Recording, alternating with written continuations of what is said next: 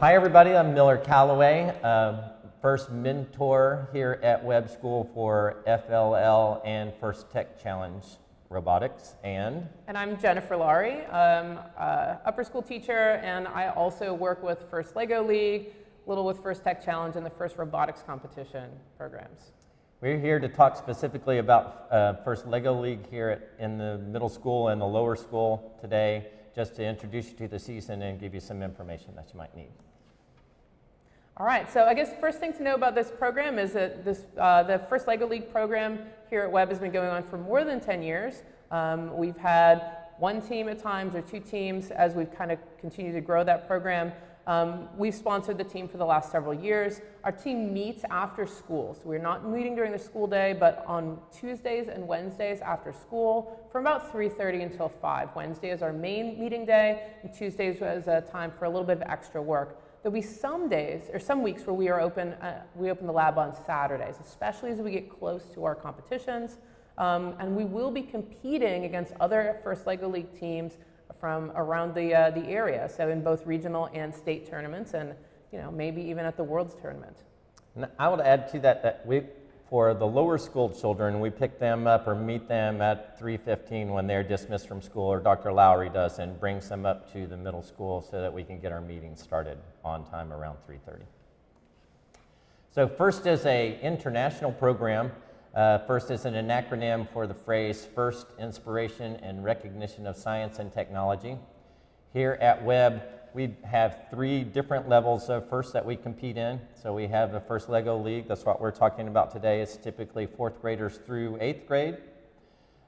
We also have a First Tech Challenge team here. That's more the middle school team is what we refer to it as. So it is 6th graders through 12th grade.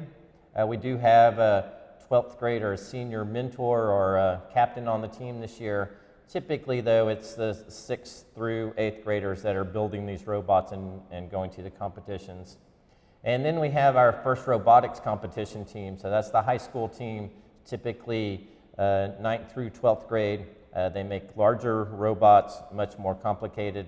8th graders can join that team as well as they finish their First Lego League team or their First Tech Challenge team.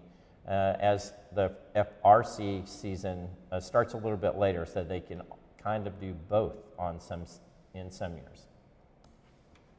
And I guess just a few more things to mention about the FIRST program.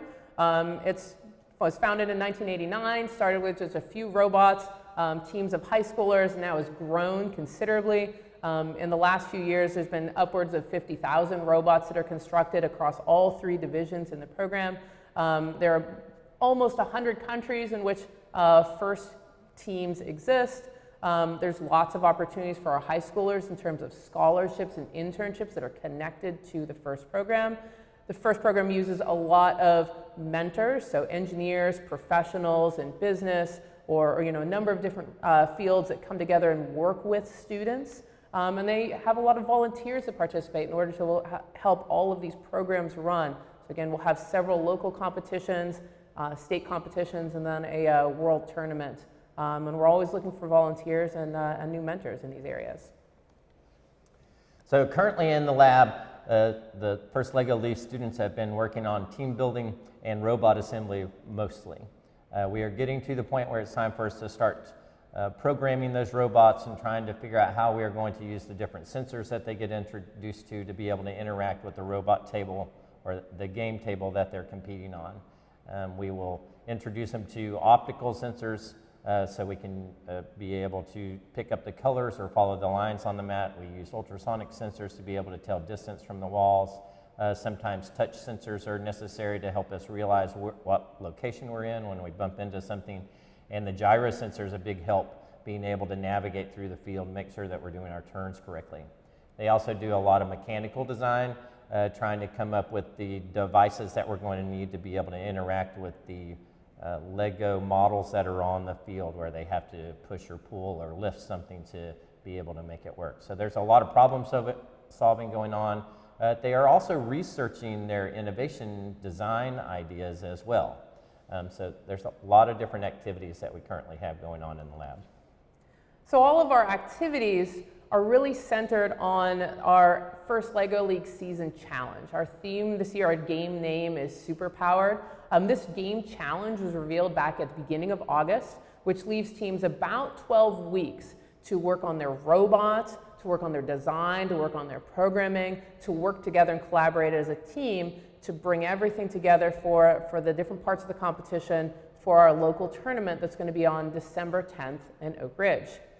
Our students will work in teams of no more than 10 students, so we're actually going to divide the students up into groups.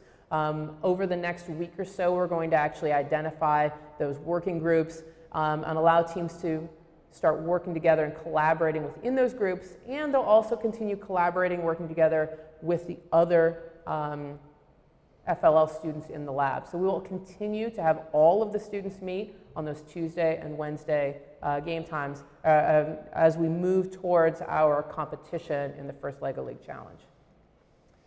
So that goes along with one of the other components of all of the first robotics competitions, and that is the first core values. We talked about how the teams will be collaborating together in first, they call that cooperation. So they're going to be competing as heavily as they can to try to win, but at the same time being respectful and interacting with the other team and trying to share their ideas and other things that they have come up with. So, they are trying to discover new ideas through their innovation project, of course being innovative, trying to make it as new and interesting as possible. They are working together as teams and making sure everybody's included, and of course trying to have as much fun as possible, because it's hard to keep them interested in the lab if we're not having fun at some point. Our theme for this year's game, overall, for both the first LEGO League, first Tech Challenge, and first Robotics competition, is all related to energy. So Energize is the name of the theme. So you might hear about our field, our game field that the students are interacting with has energy-related models on it. Their innovation project, where the students will have to develop their own solution to a challenge in energy transport or delivery or production, will be part of this theme. So that is one of our major parts of this program is being able to go out and research and learn from experts and present your ideas to experts in this field. So if you're hearing about energy, kids have been interested in power plants and hydroelectric power and how energy is transported, efficiency. So if you hear those themes, that's why. It's all part of our game for this year. So our season in general is that we're working towards our competition that's going to be in Oak Ridge on December 10th. We plan to take 2 or 3 teams to that competition where they will go through all 4 of the different important parts of the first LEGO League competition. So the robots will be designed and presented to the judges, so they have to talk about their robot design. They will present their innovation project to those judges as well, describe the process that they went through, the people that they talked to, the experts that gave them feedback. They will also present or use their robot in the robot game at the competition, and all the while that they're at the competition throughout the entire day, the judges and other people in the room will be watching to see how they are representing those core values that are so important, those soft skills that we're also trying to teach them, being able to communicate with each other, cooperate with other teams, show their interest, and just try to be the best teammates that they can. So kind of following up on that, our expectations for students both in the lab, at events, we want to make sure those are as clear as possible so that we are representing those first core values. First of all, students are expected to be respectful of their teammates and their coaches, their mentors, volunteers, and members of other FLL teams when we're out collaborating with them or seeing them at events. During our time in the lab, which is limited as we work towards that December 10th qualifying tournament, we expect students to be working efficiently on the game, on their innovation project, on developing and figuring out the best ways to work together on those soft skills as part of their core values. The meeting time is not really the place for tinkering or working on other projects. It's definitely not a time for horseplay, and it's not a time for doing homework. We want students to use that hour and a half to be as focused as we possibly can be. I know that's tough at the end of a school day, but we try to hold our students to high expectations on this team. Students should complete tasks in a timely manner and make sure that they're attending meetings regularly. And if your student will not be at a meeting, particularly our Wednesday meetings, please make sure to let us know in advance. We know some students attend just one day of the week, that's fine, but we want to keep track of that so we know who to expect because we have expectations for what our students are working on at those meetings. So if you have been wondering how you could get involved, we are always looking for parents to help us out as much as possible.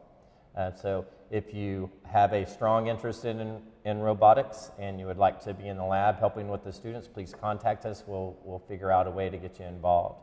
If you happen to be an expert in the production or transportation or storage of electricity, we definitely could use your help this year as our innovation projects are starting to come into shape, as the students will need experts to talk to do their research and then to present their ideas to. We definitely can use extra snacks in the lab. The students, we try to start every lab day with that because we know it's a long day. They've been studying hard at school. Give them a chance to relax a little bit and have a little bit of a snack to keep their stomachs from grumbling while they're there. They go through snacks pretty fast. I know that you're going to be familiar with the lower school or middle school students. They like to eat snacks, so we run out very quickly. So as much as you could help us with that would be great. Other things you can do is we will be requiring you to register your student online. First has a pretty thorough program for that just to make sure that kids are being protected well. So we'll send you a link and tell you which specific team your child will be on very soon. We can also use your help with any type of field trip forms that we send home, just getting that RSVP back to us as soon as you can to let us know if they are going to come or if they're not going to be able to come to the event so that we can plan accordingly for transportation and the other things that we'll need for those. And of course, coming the other way, if you have some concerns or some communication, definitely let us know as quickly as you can. You should be able to find our phone numbers and our email addresses pretty easily. And if you want to follow things that are happening in the lab, we would always love you to be able to come in and visit in the lab during one of our meetings. That's great. We hope to see you.